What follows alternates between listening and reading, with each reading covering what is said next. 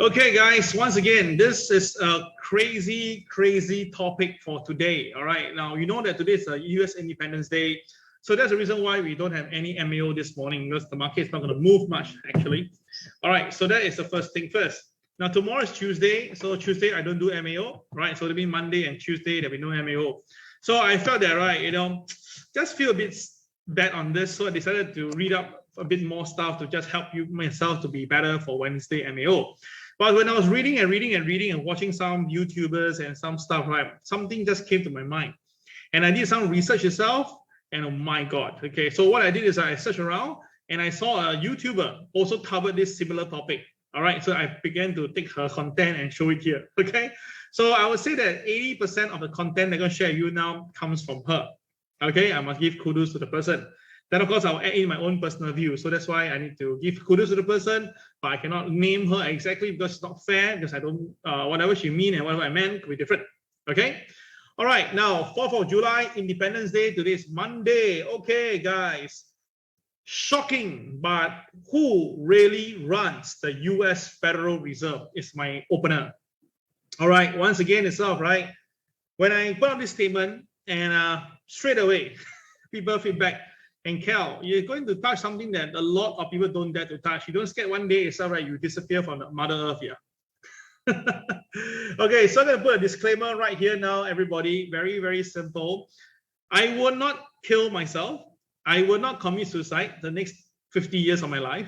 Okay, so if happen anything itself, right? If I happen to gone missing or medically got some problem, I'm quite sure it's not done by myself. Okay. Oh gosh, when I'm doing this topic itself, I kind of having some shiver down, because I know that I'm going to touch some things that usually trainers will avoid at all costs. Okay, and not many people will like this at all, because this topic itself, right, going to touch some wires, and these are wires. Once you touch itself, right, usually the feedback will be nice. But since I think that I'm covering with fact and figures, unless proven wrong, if not itself, right, I think we should learn something from here. Okay, so take this as a form of a history references, okay, as a guidance. Okay, and then after that, right, do your own research and think about this. Okay, now end of the day is that if you can make money out of it, fantastic, I'll be happy for you. But if you unfortunately lose some money because of my sharing itself, I'd like to apologize to you right on, but I won't be liable for any future losses. Okay, winnings, if you have to, just kindly donate generously to any good organization, charity organization. Okay, all clear on this. So because of that itself, right, for today, only for today, right, I need you to do me a favor. If you're listening to me right now and you can actually please type the word disclaimer right now. Can you type disclaimer for me right now? So that, you guys know that whatever I share later itself is just really for you to understand, for trivia, for history, for mind thinking through purpose. Okay, end of the day, right, you have to do your own final decision. Okay, can you do me a favor? Can you just do that and write the word disclaimer? And yes, understandable that what we're going to share later on, please, just just for disclaimer sake. Okay, now let me have about, now got 76 people online right now, right? Let's have about 30. How about that? 30? Again, can I get 30? Disclaimer, be very good. Yeah.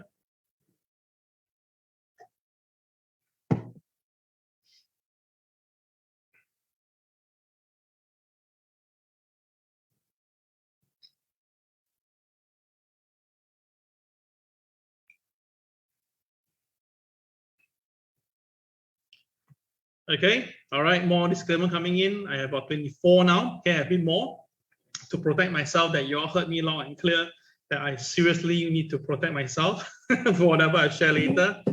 Crazy stuff, really. This is going to be very interesting. Very interesting topic, okay?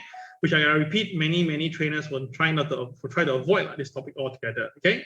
All right, we have about there itself. Okay, we have hit 30. Disclaimer. Thank you very much. Okay, good. Okay, let's go. Okay, now how many of you love this movie, Titanic? All right, how many of you love this movie, Titanic? I'm pretty sure itself this Titanic is watched by a lot of you guys, right? Because of Leonardo DiCaprio, and also we have Kate Winslet. At the time, Kate Winslet was really a dream, all right? I mean, now she's still a dream, but back then she was really beautiful. Okay, the scene whereby she embarked the ship itself was so beautiful. Right, I always remember that. And this is one of the few movies that I really shed tears, because when the ship was sinking itself, the scene whereby the couple, the old couple, was holding their hands, clenching together while the water was coming in to their so-called cabin. That one really, really rocks me. Okay, that really, really, it gave me all the tears. Okay, and I watched 3 times this movie. I watched it 3 times. Oh, Susan watched it twice. I watched it 3 times. Okay, 2 times in the movie theater. One was at my friend's home during Christmas, I think. All right, it was a great movie. I love it so much. And of course, another thing that really inspired me was that when the ship was going down, right, we had this captain of the ship. All right, I think it's Smith, if I'm not wrong, his name, real name, yeah.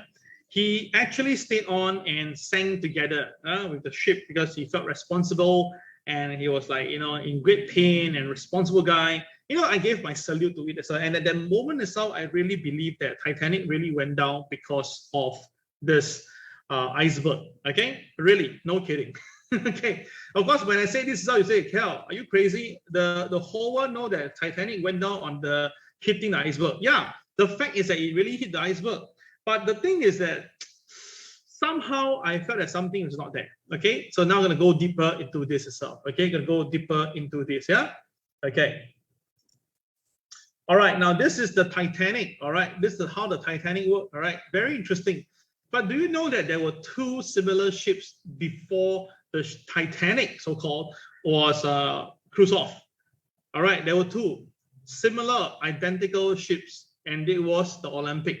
There were Olympic and Titanic at the same time, and they look exactly the same, except that the window itself is a little bit different. Okay, a little bit different.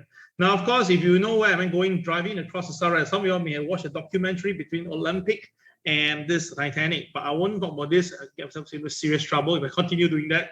But just to let you know that there were 2 ships, okay, identical ships, okay. Now, why do I bring that up itself, right? We all know that, right? By the end of the day, if this is a true picture of what happened, right? This is what happened to the ship, because James Cameron, I believe, that has really done his homework, and he has shared how the ship really break into 2 pieces after that as well. Okay, so unfortunately, this happened, yeah. Okay, anyway, this is the interesting part. Now, there's something that I want to share with you. Do you know that who owns, if you can remember the story a little bit, right? Do you remember who owns Titanic? Who actually owns Titanic? Right? Anyone here? All right, of course, you can Google it and just give the answer straight away. But if you can think about this yourself, do you remember the company that owns Titanic? All right, this is going to be fun. So again, this is going to be crazy though. How on earth a trainer in Singapore, doing all this, talk about Titanic off nowhere? Should we talk about MACD, RSI, stochastic, Bollinger Bands? All right, shouldn't be talking about Titanic, right? All right, anyone know who owns Titanic? Waiting for answers to be coming in. Just to check yourself.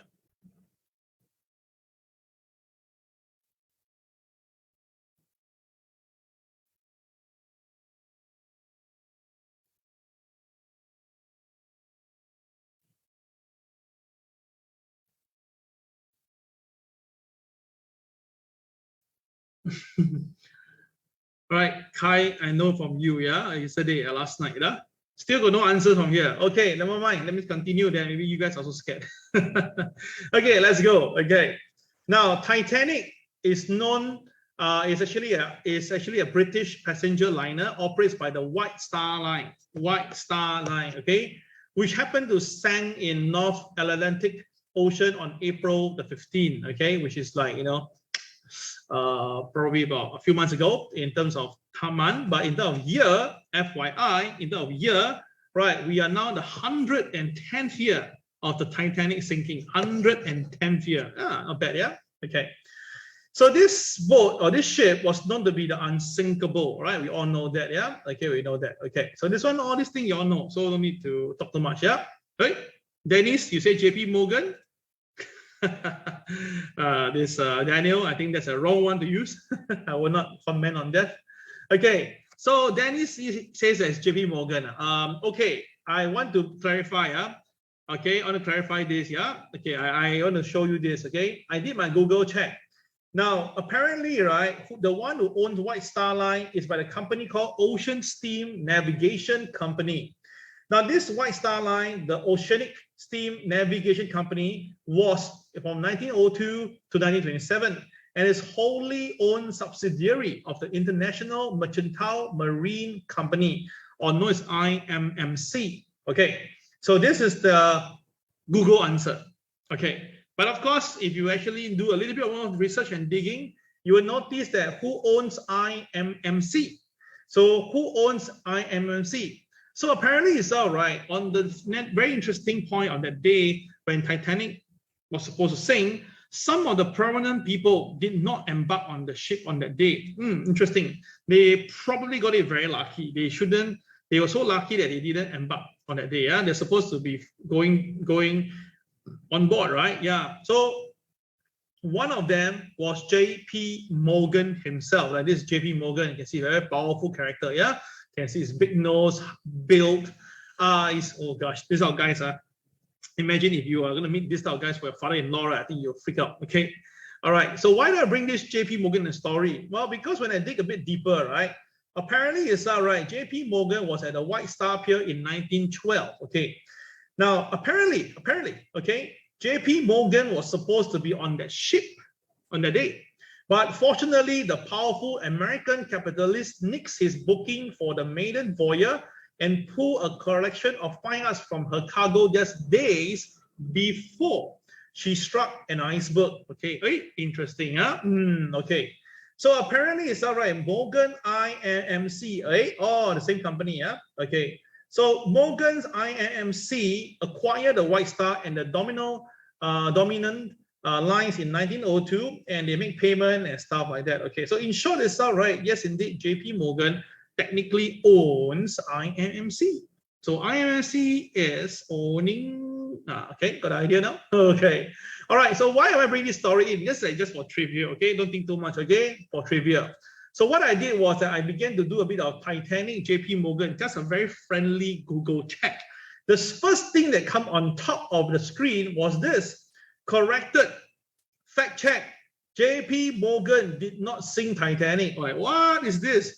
Now, this from Reuters, you know that it's Reuters, obviously a very famous, financial news articles provider. So of course, I checked through it and I see a very interesting thing. There's a lot of conspiracy theory that says that J.P. Morgan sank Titanic. So to me, it's not right. It doesn't make sense, right? How can that be, right? Why would he sing it, all this thing? So I began to look deeper and look at the article, which you can find for yourself. So apparently, there is a conspiracy theory in it. And it's quite interesting. Again, and this is from Reuters. I didn't get it from any other website. It's from Reuters directly itself, okay? But of course, Reuters is trying to say that, right, they also don't believe and buy it. Okay, so apparently there is something that's along the wall that says that, okay, there's a reason why J.P. Morgan had the motive to sink Titanic, because on Titanic, there were three powerful people who opposed his idea for a central bank.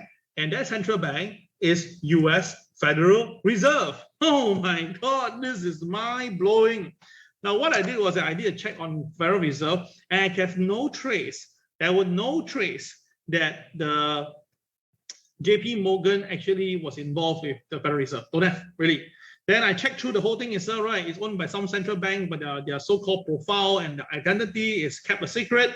So theoretically, there's nothing about that. But of course, again, from Reuters, this article, which I can say I Google it, right? Very, very friendly Google, Titanic and J.P. Morgan, right? To just see what's the co-relationship here itself.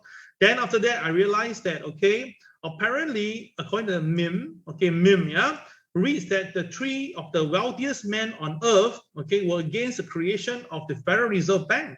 Interesting. And they will happen to be on the list.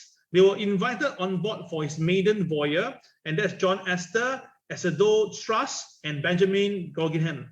All right, so apparently, there were a very interesting highlight. There will be less than half of the required lifeboat. No red signal flare. No Rothschild. No Rockefeller. Okay. So apparently it's all right. All these, not that. Okay. And then after that, the worst thing is this. After a while later, the Federal Reserve was created in 1914, right? And US become an incorporate business, as you know, right? USA is not a country, USA is actually an incorporated business. and it has its own ID, 28 USC 333000215. No kidding, this is real. Check it out on Google. You will notice that USA is actually an incorporated business. Okay, so you understand where I'm coming from now, right? Very interesting, right? I think some of you doesn't know that, right? You will think that USA is a country, obviously, and of course, Federal Reserve actually belongs to USA. Then you're absolutely wrong. Now, Federal Reserve do not belongs to USA, even though it called US Federal Reserve. Okay, this is real fact and figures, and this is where it gets very, very incredible. All right, so guys, if you like what I've been sharing in the last 10 minutes, if you like it yourself, put LIKE or LUV, left it. If you think that this is, well, shit, this guy is crap, this guy is nonsense, you can leave now. You can leave right now, because what I'm going to share you next itself, right, is even more crazy than you can think of. And probably you can tell your wife and your son or your husband later on, and then they will just scold you and say you're crazy to listen to a crazy guy, okay, who is going to have a crazy app soon. Okay, so once again, it's all right if you like what I share and you find that this is different. Now, I mean, there are a lot of content goers right now. They will be in countries telling you about how they make money while they travel, or they tell you that they are so good in trading and stuff, right? They really don't need to do this anymore. Now, for me, it's all right. I can't do all this content. I rather give content that is a little bit more intelligence in terms of that they'll tell you some stuff. They can think about it, do some research, and then compare comparison notes. So my style and other views is different. So that's why when my fellow good friends tell me, say, Kel, you should follow these people, right? They're making the big bucks, right? It's just different. I just don't like to do that. Okay, I really love to do something like this, whereby you can learn something from there itself. And I'm pretty sure I'm alone right now. No pretty girls to drag me away. Okay, I just love to watch the YouTubers. They are really very good. They are really, really very good. Really, they are very, very good. And I think that they are very good, creative in all these ideas. So for me, so I learned a lot from them. But my style is still the same now. I prefer my own style. Yeah. Okay. All right. So this is I'm just sharing this, and I really enjoy doing this for you. But once again, I've given you enough time to exit. Yeah? So if you want to stay on, it's all right. Later on, you don't blame me, okay? If whatever I share with you, please keep to yourself and just smile and do some research, because later on, if you share whatever I say later to your wife and your husband, they're going to tell you you're crazy and you should never come to listen to TWB or Cal once anymore. Okay, enough disclaimer, enough of telling you, let's go deeper, okay? Now, apparently, right, you know that there's this guy in the market called Michael Burry, all right? Michael Burry is the one that predicted the market, and it was pretty accurate, blah, blah, blah. Okay, this one you know, right? So recently, Michael Burry came in with one interesting tweet. He tweeted for a moment, and then he deleted immediately, okay? So apparently, for people who are fast enough, like myself and some people, we actually spotted this tweet, and I want to share this with you. And when, of course, when the tweet came in, it's all right, it was a stunner, because there's some very incredible background towards it. Okay, so Michael Burry says this. Okay, now by the way, Cassandra BC means it represents a god. I think it's a demigod or god, who's a lady who actually can see the future and predict. That's why I think Michael Burry used her as a guide, because at the end of the day itself, because she can predict, right? Many people don't believe in her, and after that, I think the ending was also very nice. So I think Michael Burry is trying to say that probably he is probably like her, like that, can forecast the market, but not many people will like it. Okay, okay. Drugs are hard to kick. Okay, we all know that. Okay.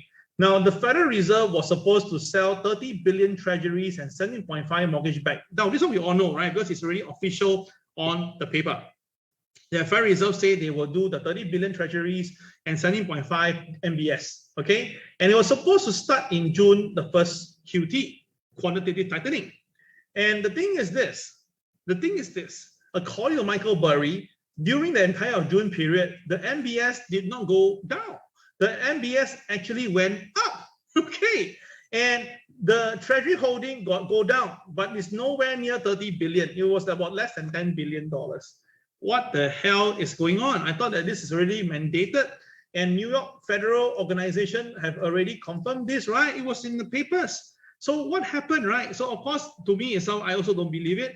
So a lot of people who saw this quickly go in to take a look itself, right, on the US Federal Reserve, okay? Apparently, oh my goodness, it is true. So apparently itself on the 1st of June in 2020 itself, right? The MBS was $2.6 billion, okay, on the balance sheet, the $2.6 trillion on her balance sheet, okay? All right. But the problem is this. The problem is this as well, right? Okay.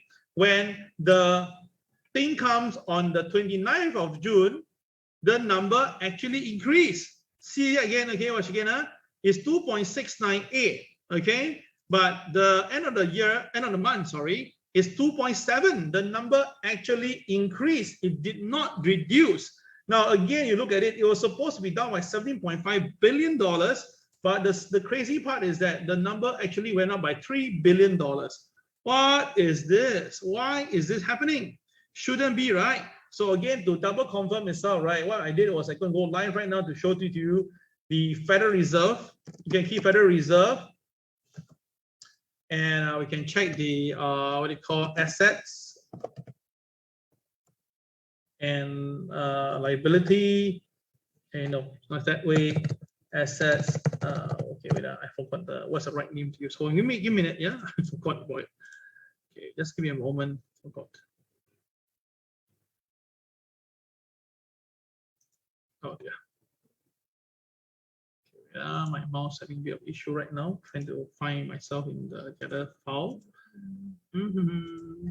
Just give me a minute.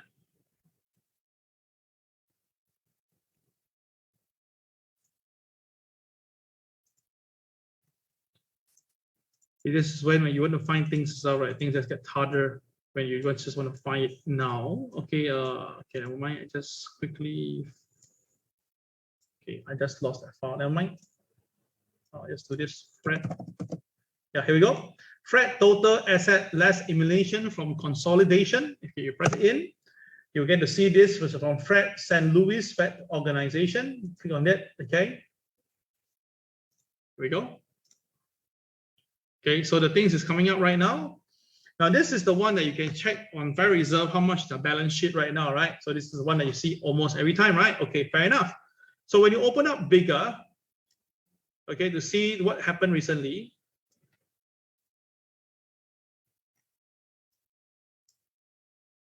you will notice that the number hardly budged at all. Hardly. Now this number is supposed to go down, but this number hardly moved at all. Hardly, all right? Down a little bit. So that means that, right, whatever is here itself stand. So whatever they're supposed to do in June, they did not do it. So why they didn't do it when it's supposed to be like supposed to do it, right? So the question is it because the US market itself, the economy is too terrible that they cannot do anything, or they just forgot? Cannot be, right? So maybe they'll do it tonight because why today's holiday? Maybe it's a patriotic thingy itself, they shouldn't do it today. So what if they do it today then? During the night where they just like quietly do it? That's something interesting to ponder about, yeah? Okay, so why am I going to bring into this itself, right? Because on the Federal Reserve, okay, now US Federal Reserve is the official date they really had it was 1913, but the one that rolled out was 1914, okay? So this is the highest level in terms of central bank. And also, you know that, right, this so-called Federal Reserve doesn't belong to US government. The US government has a right to scrutinize and guard them, but they have nothing in terms of they can, go against them. Or, they can only the government can only ask them questions, but they cannot do anything. Whatever they want to do is all right. They have all the right to do it, okay? So this is really incredible, okay? This is really incredible. So apparently, as I said again, if you actually go and Google it yourself, right, you will notice that you can't find anyone that will claim who owns Federal Reserve. It's all, say, in general form. It's all public and governments and stuff like that, okay? But anyway, on the legend, okay, legend says that the Federal Reserve is actually a creation by the 7 big families. Legends, yeah? So the first one was the Adams, okay? Yatangsi, okay? This is the family. Then after that, it was by the Kennedy family. Kennedy, right? You should know, right? The one that unfortunately was the president was being killed. All right, but the brothers and them, they were part of the US president. Then, of course, we have the Harrison family. Harrison family. Then we have the Roosevelt. Okay, the Roosevelt family. As we know, powerful people. All right. Then after that, we have this. Okay, the Rockefeller family, the very big family. All right, the one of the family that basically survived for 6 generations and still doing very, very well. And of course, right? This is Okay, this is the Rothschild. All right, the Rothschild family. And of course, you can hear all the names already, right? So definitely there's one missing name that I haven't covered yet. And that family will be the Morgan family. Yay, Morgan family. Okay. Okay, so pretty cool, yeah. Okay, so the thing is this is just only a legend. Okay, no one can prove and confirm that this seven family runs the what do you call the Federal Reserve. This is just a trivia. All right, true or false, no one can know, because when I try to Google, I don't find any traces of that. Okay. Anyway, in the world of internet itself, right, there's a lot of people who can write articles and they may tell you this, that, who knows that this guy may be lying. Okay. So anyway, why do I leave the JP Morgan at the back? Because this is the main character that, or the main family or entity that I want to talk about today. All right, so the thing is this, recently we saw on Bloomberg, right? JP Morgan cuts US economic growth forecast all right, perilously close to recession. All right. They are saying that the second quarter growth at 1% down from the 2.5%. So which means that now, right, they were estimating the US growth to be 2.5%, or 3.5%. And now they're only 91%. And the thing is, it's very interesting. The Atlanta Federal GDP Tracker says, no, it's minus 2.1%. Okay. Then just a couple of days ago, JP Morgan come into the picture again and says that, right, there could be a stratospheric rise in the US crude oil to $380 if, let's say, there's a worst case Russian cuts. Now, as you know, in the G7 meeting, they already concurred that they want to really cut Russia out from the oil thingy. And of course, at the moment now, crude oil for Russia is no problem. If they cannot sell to the Europeans, they're selling to other countries who actually resell it back to the Europeans. So which means that, right, for those countries who doesn't want to go through this channel, they have to live with it with whatever that's in the market. But the problem is that the demand and supply problem here as well. And very interestingly, OPEC also doesn't want to come into the picture. And when I look at this itself, right, apparently it just sounds so familiar. Something that I read in history, that when all these things come together itself, right, apparently, okay, something really happened. So when I go deeper into this, I noticed that our Warren Buffett, all right, the Oracle of Omaha, he has been buying a lot of Occidental shares. Now we all know that Warren Buffett has been buying a lot of Occidental shares, and I've been always telling you this, that if you have any money in the wallet right now and you like to buy some shares, then do consider to buy this OXY. Okay, I've been selling you this and I've been sharing with you what's my rational reason of that. So now apparently our Warren Buffett has bought as much as 25.3% of OXY. That's a lot. That's really a lot. So there are many articles showing that why he buy. He gave many reasons, but to me it's all right. The only reason why he's buying this is definitely not because there's a cash value of this company.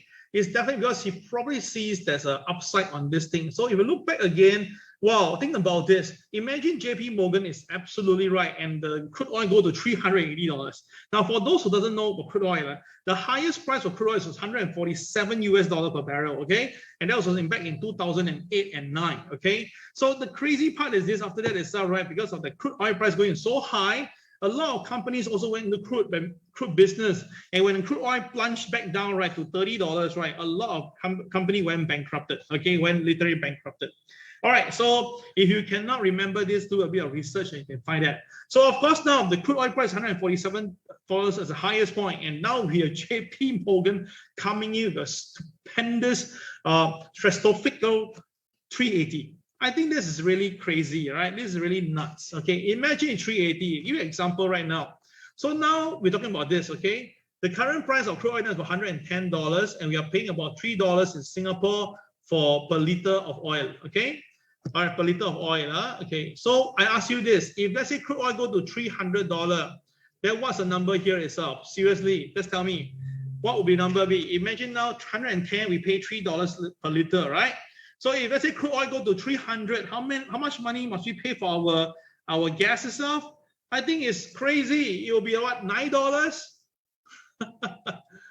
$9? Oh my goodness, who the hell will drive at $9? I think you get myself my bicycle ASAP.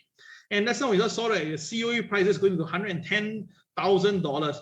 My God, the car, the COE paper itself is more expensive than the car. Oh my goodness, this is really crazy, crazy, crazy.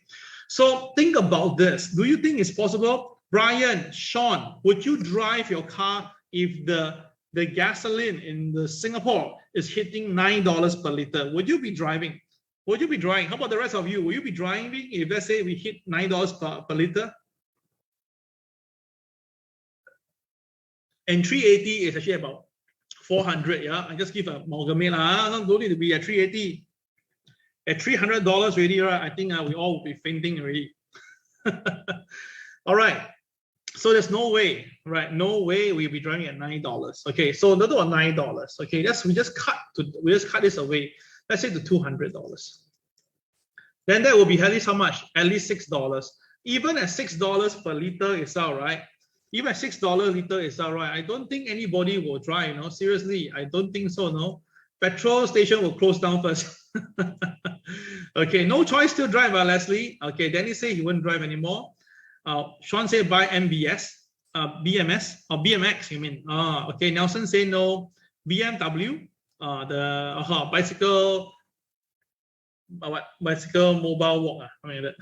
Okay, all right. Anyway, this is the thing here. From JP Morgan, yeah, from JP Morgan, yeah. Okay, all right. And then after that, it's all right. Okay, so now we look at the chart. Now look at this crude oil chart. The crude oil chart is the one in orange. The one in orange is the crude oil chart, the crude. The crude oil chart below it itself is OXY. The one in the candlestick is OXY. Can you tell me now, you cannot see the relationship of crude oil and OXY? You cannot see?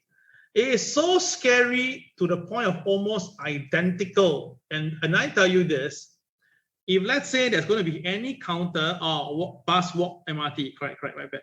If there's going to be anything that I can think of to follow JP Morgan view, I'll buy OXY. Because look at OXY chart and the crude oil chart. Oh my goodness, the relationship is incredible. The bottoming is nuts. Okay, look at the accuracy of the bottoming of it. Look at the way when the crude oil shoot up itself, right? Look at the way OXY goes up. When the crude oil price come down, look at how OXY came down. But you notice this, the crude oil chart and the OXY chart itself, right, is identical in terms of momentum to the amount of crazy. So let's just be upfront here itself. If we are going to expect crude oil price to go higher to 147, then you should know that what will happen to OXY. You don't need to be a genius, no, my friends, to know this. You understand my point? I know that a lot of people are now still buying Apple, Facebook, this Alibaba. I tell you guys, the moment if crude oil price goes higher, okay, if crude oil price goes higher, inflation, all right, inflation will shoot through the roof. All right, interest rate will go all the way up. And then what happened? Right, technology company will come down really very badly. Okay, technology company will come down really, really badly. Do you understand where am I coming from? So it will be very crazy for you to really consider to go and buy stocks right now to buy it cheap. I know that some people are calling it to be cheap because they think that it's cheap. Well, the price is cheap compared prices if you compare them. Okay, if you compare prices, right, it's definitely cheap, but compared to the past and the high. But if you compare this to reality itself, right, I still think we are still very, very far away from cheap. Yes, I'm going to tell you this, we are very, very far away from being cheap. We can see much cheaper. And of course, some stock will fly. So I repeat myself, okay? Take a look, everybody, okay? Take a look. The way the crude oil momentum movement and the way the, what do you call, the OXY movement is so identical to the point of ridiculous. So my view is simple. If crude oil price can go all the way to, let's say, 200, then I will tell you this, OXY to go up by $80 to even $100 is going to be a stroll in the park. Do you agree with this? So which means that right now, right, the current price is $60. Let's say we do the higher end, $100, shall we? $100? Okay. So if crude oil price, if let's say OXY go to $100 a sell, right, that will be $40 upside. So $40 upside potential versus $60 cost. My goodness, the upside potential is 66%. Now this is going to be a very, very good investment. Okay, very, very good investment. You should be buying into it because the potential upside is 66%. Oh my God. And this is just only a level. Who knows? It may go to even higher. So that's the reason why, to me, itself, right, buying OXY for the long term itself is really worth it. Okay, that's the reason why the Oracle Omaha is buying. And of course, if he's buying, and if let's say we talk about this, okay, we don't talk about crude oil leading OXY. Let's say it's OXY lead crude oil. If OXY can go to $100 a sell, then I'll ask you this: then crude oil will go how high? You know, we don't talk about crude leading OXY. We just talk reversal, just for the fun of it. Let's say OXY leads crude. Then if OXY goes to $100, then how high do you think the crude will be? Right. So everybody now, I want you to do me a favor, okay? Can you do me a little favor right now? What do you think? All right. What do you think? How high will crude oil hit by August 2022? That means today is July, right? Okay, by end August, yeah? By end August, right? How high do you think? By end August, how high do you think that crude oil will hit? Now it's about 110, right? Let me just check the crude oil price once again, yeah? Okay, well, 110 people online right now, right? Not too bad, not too bad. So get more people in so we can have more fun together. Okay, so crude oil price right now, let's take a look. Crude oil price is about 107 right now, 107. Okay, now it's 107. Okay, so now it's 107. So how high do you think that it will go by the end of the August month? Please, everybody now key answer. So Sean Michael says that it's 127. Hey, Brian also 127. Oh, okay. Alex say 150. How about the rest? Right. Why? How high do you think you will hit the highest point by the time of August? From now is July to end of August, 2 months from now. How high do you think it will go? Can you key your answer right now so that we can have a view of this? Okay, everybody, let's try it. Right, for the fun of it, yeah, for the fun of it. Okay, this MAO is going to be ending soon, yeah, just to chit chat with y'all for the fun of it. Okay. Okay, so Danny says that about 130. Wow, Dennis and Louis, you guys are always good buddy, yeah? Same number. NG says 180. Oh, brother Yao Tong, you're around. Okay, right. Yao Tong says that it's about $150. Okay, right. In fact, it's all right. Not to uncut him, but actually my figure also 150 because I think 147 is a level that you'll break. It's a technical level. I think you'll break. All right. So you go past 127, okay? But okay, by just a few of chances of right, when things go crazy enough, all right, we may go and see 150. Yeah, because if Morgan Stanley say 380, I don't buy the $80, I say 300. Then divide by 2 is 150, ma. So that's my point, okay? All right, so everybody is entitled to their own level. Oh, Leslie say 118 only, very good. Amir say 147. Iman from USA says 175. And Christopher says about 135. Okay, now everybody is entitled to their view, so no right, no wrong. Let's enjoy this, okay? But you can see now, you can see very clearly that you don't need to be a genius to know this, but I think buying OXY makes a lot of sense. Wow, Benedict also here. Wow, Benedict also says 180. Guys, you guys are very bullish. All in, yeah. Okay, so think about this. If the crude oil go to 120, 130, 140, then whatever Joe Biden been doing himself is really wasted already. All his reserve taking out to go and pump the market is wasted, right? It's going to be totally wasted. And he had to go and buy back, no, because he had to put back the reserve. Okay, crazy, right? So let's just go into someone here. So now, Peter Schiff is someone we all know, the guy who's a broken recorder. Since 2008 and 9, he had been calling for sell. Now, he was pretty correct back then. The market really came down, and I hope that he made a lot of money and he retired. But very interestingly, after that, in 2008 to 2009, after that, from 2009 to 2021, he has been calling for sell for the longest of time. He and Dan Brown, not Dan Brown, Dan what? Dan Brown, right? Is it? Dan what? Harry's Dan, not Dan Brown. Okay, Harry's Dan. Yeah, I think so. Yeah. Okay, they've been calling for sell for the longest of time.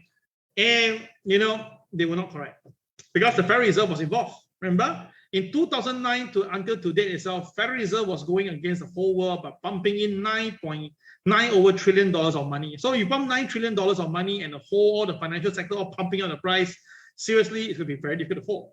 But now JP Morgan is saying that there's going to be a recession potentially coming in, right? Potential. And he says that, right, the crude oil price go 380. All these speaks for itself, right? So the point is then we realize that, hey, wait a minute, how come the Federal Reserve is not doing anything recently? They're supposed to do the QT, but they also never do. That is very scary, right? Okay. Then drop. Okay. So apparently Peter Schiff ever said this before. It's Twitter in 2020, to be fair to him. As the Federal Reserve will create all this money out of thin air, the people will pay the cost through inflation. Consumer price was about to soar, wiping out savings of millions of Americans and destroying the purchasing power of wages for millions more. Now, honestly, when he said this is all right, no one cared about what he said because why? The market was so good. Crypto was going up like crazy. Assets going up like crazy. Stock market all-time high. Everything was perfect. Interest rate at a low. Mortgages were at the low end in terms of costing. It was a beautiful world. Then we have the pandemic. But the pandemic itself created a recession so fast and ended so fast. From the start of recession to the end of recession is less than 3 months. Okay? It's absolutely crazy. But now it seems that he's correct. And now Michael Burry comes in and say, adjusted for inflation, 2022 first half S&P is down by 25%, right? Okay, we must remember that, 25%. Nasdaq down by 34% and Bitcoin down by 64%. There was multiple compression. Next up, earning compression. So maybe halfway there. Wow, very team right. Okay, simply put itself, he's trying to say is this. There were multiple compression that leads to all these market to be down that much. And the next one will be going towards is the earning compression. Okay, of course, in this issue, you may not know what the hell is compression, right? But the keyword is used is that maybe halfway there. Okay, so now, if he says that the S&P 500 now is down by 25%, and we are halfway there, so how much must the S&P drop then? If 25% is the current level now, right, if the market dropped 25%, which I don't think so, I think 20% have, so we're talking about 50%, right, to about 40%, because now the S&P didn't drop so much, about 20%. So halfway there times 2, that means that that's about 40%. Do you understand my point? Okay, so what is compression? What the hell is compression? Yeah, let me just check it out for you. Okay, multiple compression is an effect that occurs when company earnings increases but stock price doesn't move in response. Now, it is happening right now. We are seeing that the earnings are still okay in the first quarter, but the thing is this, the stock price is not moving. In fact, it's coming down. I'll give you the best example, Apple. Apple earning is better, right? But the share price is coming down. Tesla earnings better, right? Tesla shares coming down. Microsoft earnings was doing okay, right? Microsoft shares coming down. Do you see the pattern here? That is what I mean by multiple compression, okay? So following this trend, if the company posts any flat earnings, that means if the earnings now turn out to be from good to flat, oh my goodness, the stock price could fall, right? That's logical, right? And then after that, right, what happened? Because the stock price is falling, more people exit from the company, and then what will happen to the earnings of the company? It will become even worse. So the result will become a price multiple such as PE ratio will reduce significantly since the denominator increases while the numerator remains the same. So even though fundamentally the company is okay, but the share price can be hit very badly. So that's the reason why fundamentalists are saying that the market is still good. And it's nothing wrong, the earnings are still there. But because of this problem itself, that causes the multiple compression. All right, clear on this? If you're clear on this, put it clear, CLEAR, okay? All right, once again, it's all right. I'm not here trying to tell you the market will crash and stuff like that. I'm not trying to say that, but just informing you it's all right. Things happen for a very good reason. And of course, things can get very, very scary, okay? Things can get very, very scary, all right? So all this information itself is what I can find for you in the market. But then this chart itself was given by a friend, right? A very good friend of mine, all right, shared this with me. It's like letter D, all right? He shared with me this chart.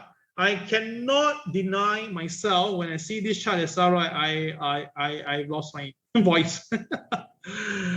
Holy mom. This chart, I believe, is the S&P 500, if I'm not wrong. I don't know, is it S&P 500 or NASDAQ? Can't really see the number, but the number at the back looks more like NASDAQ, yeah? Is it NASDAQ? Is it S&P? I really cannot figure. But I cannot deny that this chart itself is very, very identical. Now, of course, I'm not saying that it will happen like this, but if it happen like this, oh my goodness, the selling will be mad, man. The selling will be mad. So that's the reason why when my good brother is right, when Brother Yao Dong sent me the $380 this what they call about what JP Morgan says, I was like, okay, man, this is interesting, because I already had this thinking in my mind that the crude oil price will go higher, but never in my wildest dream I expect a $380. I mean 380. Okay, so Dennis has confirmed itself is S&P, is it? This Ding also say that. Okay, fine. Cannot really see the numbers, but I think so. Yeah, looks identical. Yeah, 100 plus, 1000 plus versus 300 plus. Yeah, 400 plus should be. Yeah. Thank you very much. So crazy, really crazy, right? Okay. So how crazy can this be, right? Okay, let's do the numbers here, everybody. Okay. So now the highest S&P 500 is 4818. Okay, 4818. And according to Michael Burry, now today is 3820. Okay, 2825, yeah. Now this is actually, in his opinion, is about 25%. Okay, around there. Yeah? Just give and take. So if let's say now the difference between them itself, let's take the number look, right? This is about 600 points, is it? 1,000 points, yeah.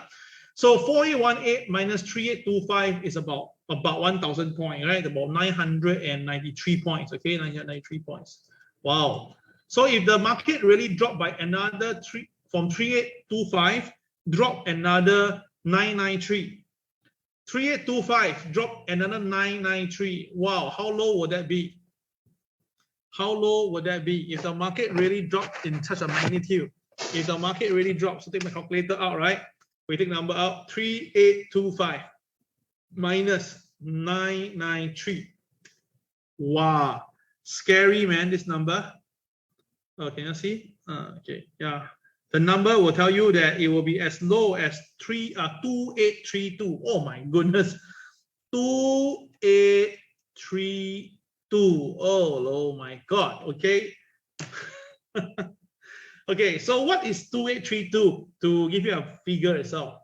Okay, I have a very interesting mathematic formula that I created myself. Okay, now I believe that one S&P point will be roughly about 8 points of the Dow Jones, okay? And it's been quite accurate, reasonably accurate, and we're using it for the last 10 over years. Okay, so now the question is this: if 993 is the S&P points, so put it back there, 993. So how many points would that be for the Dow Jones then? So what we do is this: we take 993, right? 993, and we multiply it by 8. You get a number. Oh. This number is so scary. If you look at the calculator right now, right, this number is 7,944. Oh my goodness.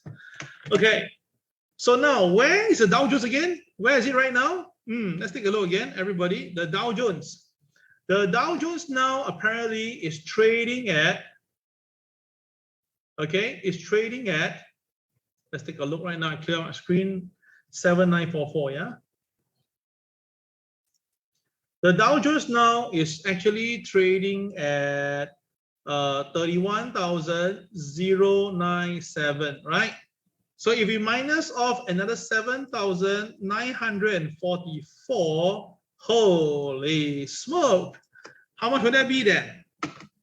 It will be 31097 minus 7944. Wow, 23,153. And we are all now looking at 29,563, okay? Okay, all right. Now, again, I know by doing this it's absolutely insane and crazy, but I want you to look at the chart at the back. That is much more important. Do you notice that the behind the chart actually shows the Dow Jones, and it also shows the crude oil? Do you notice that something interesting happened? Okay, watch out. When the Dow Jones was shooting up from 30,000 to 35,000, the crude oil also went up. So the word crude oil is a cost, and it will cause problem for equity market. Really doesn't make sense. And the scary part of it is that when the crude oil price came down, the Dow Jones also came down. Doesn't make sense again, right? Then after that, when the crude oil price goes up, you notice that the Dow Jones also went up. Only when it crossed a certain figure, when the crude oil basically go past $95 back then there was some grinding on the Dow Jones. Can you see that? Okay, now watch this, everybody. This is going to be crazy. Please watch this, okay? It's very, very important before we wrap it up for today. Just give me a moment. Let me take some picture, and then we can actually continue. Yep. Okay, done. Okay, so what happened now? Everybody pay close attention. The crude oil jump up, right, was because of the war in Russia, right? Okay, fair enough. But you notice that the Dow Jones also came down, but the downside itself is very limited, very limited. And the crazy part is that when the later part, when crude oil price recover a bit, right, after the pullback, the Dow Jones actually follow it. Then after that, when the crude oil came down, the Dow Jones also came down. And then after that, when the Dow Jones came down further, the crude oil also came down. Interesting. Then after that, right, the crude oil goes up, right? The Dow Jones also go up. Interesting. Then after the crude oil price come down, the Dow Jones also go down. Wait a minute, doesn't make sense really, right? So whatever we learn from the boys are telling us that crude oil price itself is going to have an inverse relationship. Doesn't make sense. Okay, so Kel, that means you're wrong, right? That means that now the thing is this: if the crude oil price shoot up, right, that means that the Dow will shoot up all the way to all-time high. Agree? Well, by right itself, the chart should be like that. By right, the chart is supposed to be like that if we don't follow through what we have been seeing, although the fundamental doesn't make sense. So now everybody, I'm going to push my chart to the left side now. I want you to take a look what happened all the way into history, okay? Can you see again? During the pandemic time itself, right, when the Dow Jones was collapsing, the crude oil also collapsed. So that time itself, the analysts are saying it's because there's pandemic. So lesser people get flying out, lesser are locked down. So crude oil price come down. Okay, I buy you on that. Then if that's the case itself, can you explain to us again what happened recently again? Is there pandemic ongoing? No, we're opening up already, right? So why is there the difference there? Okay, so this is the first thing that we're going to talk about. Then we look at it further down the road. We change it to the weekly chart, easier to see. I know I love to tear this with analysts itself, right? I always love to enjoy doing this itself because I find it so fun. Okay, so you look carefully now in terms of historical pattern, right? You can see that, right, the crude oil chart and the Dow Jones chart has a very interesting relationship. And if you look carefully, it's all right. When the crude oil was after that, the crude oil shoot all the way to $147 back then. You see the stock market actually went down. And the worst thing is when the crude oil price went down lower, the stock market collapsed. Do you understand where am I coming from? All right. And when after that as well, when the crude oil price hit a very good level at $40 per barrel, the crude oil price shoot up to 110, the stock market also followed. Okay. So now you understand why it's all right. These analysts, they love to tell you this. Oh, crude oil price down, stock goes up. They only show you this small fraction of it and then give you the thesis that crude oil price and Dow Jones actually move inverse related. But if you look at history itself, right, from the very beginning until today, my goodness, the relationship is almost directly about 80 to 90%. This is the scary part. But of course, when the crude oil price will go beyond a certain threshold that the market cannot take it anymore, we have a problem, okay? We have a problem. So now everybody, one last part to wrap it up itself. If I put the crude oil chart at the price of a threshold level at 110, okay? So what I do is this, I'm going to put a threshold level now. I'll change the style to a different color so we can see it better. Okay, maybe this color is good. Oh, it's not so nice. Okay, try another new color, blue. Okay, not so bad. Okay, then we do the text coordination itself. $110. Okay, 110. That's for the crude oil, right? Okay, press OK. Oh, it went down all the way to that side. Okay, never mind. I think I should put it on the axis. Let me try again. Try to learn on this. Yeah. Okay, it's supposed to be hang here 110. Yeah. Okay. Okay, so you can see that now you can see the very interesting pattern here as well. Now I'm going to make a chart smaller for you to see the interesting relationship. Now again, what I say again, not many traders in the Singapore market will try to do this, but you can see over here itself. Okay, I'm going to show you the numbers here. Okay, so 110 is not really the number that the constant resistance, right, in a weekly chart. So I'm going to push it up a little bit more to about here, which seems to be okay, right? It's 110. Okay, it's 110.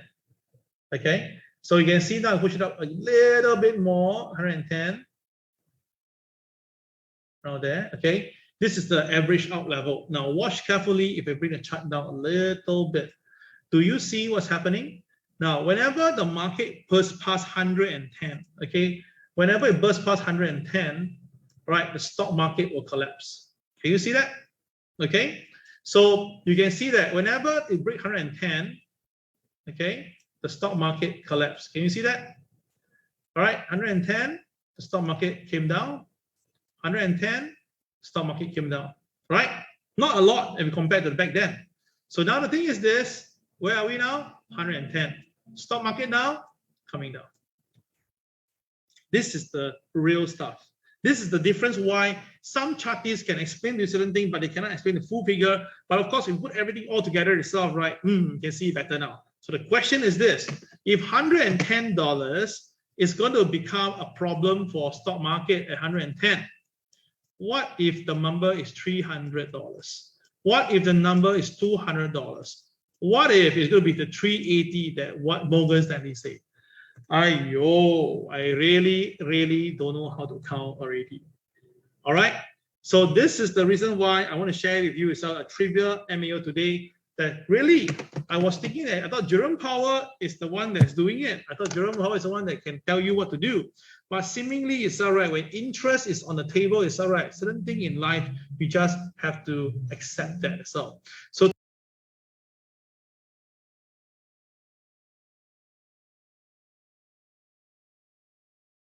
to me, overall, it's all right. There is a very similar pattern what we're seeing right now in 1973 Wall Street crash with today's market. And incidentally, it's all right. It's 50 years history if you talk about really when it happened in 1972. Okay, so apparently now in 1973, the stock market crash itself, we have the OPEC oil embargo, which exactly is happening now with Biden and the Saudi prince. And the Watergate scandal that happened for President Nixon have led to a resignation in August 1974. And you think about this right now, whatever Biden's son, Hunter Biden did, would that become another scandal? I also don't know. But we all know that, right, during the period of time, inflation is going upwards, and then growth is going downwards, and interest rates are going upwards. So this is exactly identical to what happened in 1973 to 1974. And the scary part is that the identical and the similarities is crazy. At the time itself, when that happened, the stock market lost about 45% from the highest level to the lowest level. And then 45%, is it the same number we just say about for what this the stock market, the crude oil will do, or what we say that what Michael Burry says that we are at a halfway mark. So my goodness, everything we put that together itself does has its impact over here. So again, I'm not saying that the market will crash tomorrow. It won't. Because if you do a similar pattern, and let's say the script is really constructed since 50 years ago, and it's just repeating on its own once again, it will be slow, it will be slow, and it will be slow. That means that it's just like cooking a frog in the boiling pot. It's slowly hitting us, but we don't feel it. That's the reason why in Singapore it's all right. We are paying chai per store, what, $4, from $4 to $10. I just saw one crazy one at this Serangoon itself. 4 pieces of chicken, small, and 1 potato, and some, I think it was some broccoli or some cabbage itself. It cost the lady how much dollars again? I think it was $15, if not wrong. My God, this is crazy, guys. This is absolutely absurd. And I can only tell you this, my friends, worse is coming in, all right? Things is going to get so bad that we probably will have to make more money from the market to compensate. Yep. Okay, that will be all for today. All right, thank you for watching this incredible afternoon special MAO. My job is just to share with you some stuff for you to think about it yourself. You can use the story to tell your wife and your son and your husband. Please be careful. They may call you crazy. All right, guys, this is Cal Crazy signing off. Hope you enjoyed this session. If you like this session yourself, do me a little favor. Can you key the word love, Cal? Okay, right here yourself. I will really appreciate that. Okay, thank you once again. My job here is just to share with you what I have picked up on the internet, and we compare notes itself with real information for you to make your final decision. Okay, end of the day, nothing's 100%. Things can go all different. Who knows? The stock market may go all the way high itself, and we may enjoy ourselves again for the Lamborghinis and the Ferraris. All right. Once again, thank you. Have a great day. This is Kel signing off. Remember that we know MAO tomorrow. I'll see you on Wednesday. Okay. Bye bye.